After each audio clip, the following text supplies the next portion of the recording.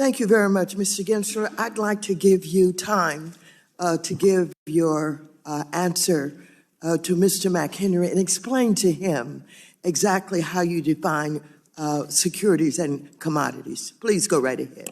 So a security by Congress's will has about 30 plus terms, and one of those terms is an investment contract. And the Supreme Court has addressed this multiple times over the years, and we as a commission have addressed this in these 100 plus actions that the chair mentioned. I think there's 130 or so actions we've taken. And it's basically, if the public is putting their hard-earned funds with entrepreneurs, promoters, and anticipating a profit, there's a four-part test. And it's really, it's a broad sweep. Thurgood Marshall said that Congress painted with a broad brush to protect the public. And the SEC is an agency you all set up years ago, is a disclosure-based agency. We're merit neutral, but we're not neutral to full, fair, and truthful disclosure in crypto or elsewhere. And that's really the core. And so is there a group of entrepreneurs in the middle that are working on that project, promoting that project, have a website that the public looks to?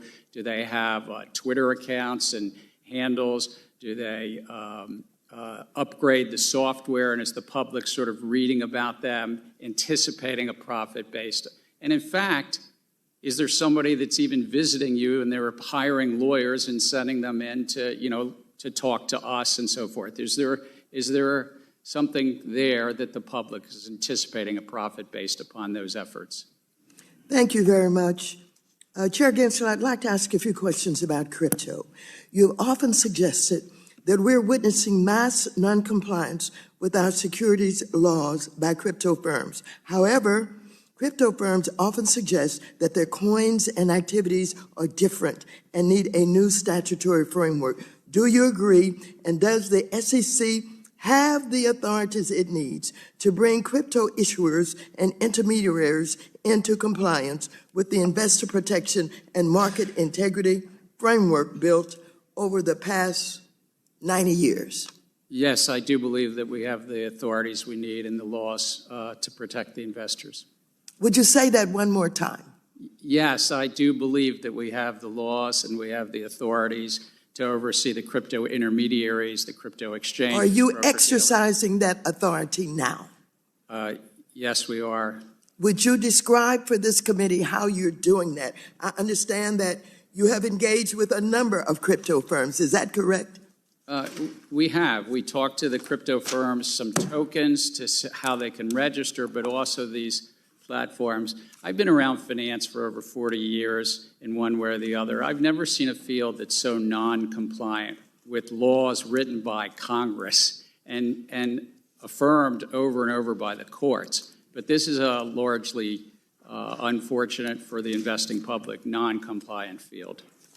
Thank you very much. I'm going to move on to a question about deregulating capital markets. As you know, this committee cares about increasing access to capital, particularly for small businesses. I, for example, have worked with Chair McHenry to pass legislation on crowdfunding and other innovative ways for startups and small businesses to raise capital. These are targeted approaches to supporting business growth and creating jobs. Some on the committee suggest, however, that deregulation is needed, but I don't see how deregulating capital markets is good for small business, job creation, innovation, or economic growth. Would you please explain whether or not you believe deregulation is needed? I think that we've benefited in this country by the markets, and that small businesses can raise capital in a well-regulated market that protects against fraud and manipulation. And the reason small business benefits is because it lowers the risk in the markets when you can lower the amount of fraud and manipulation and you promote good transparency.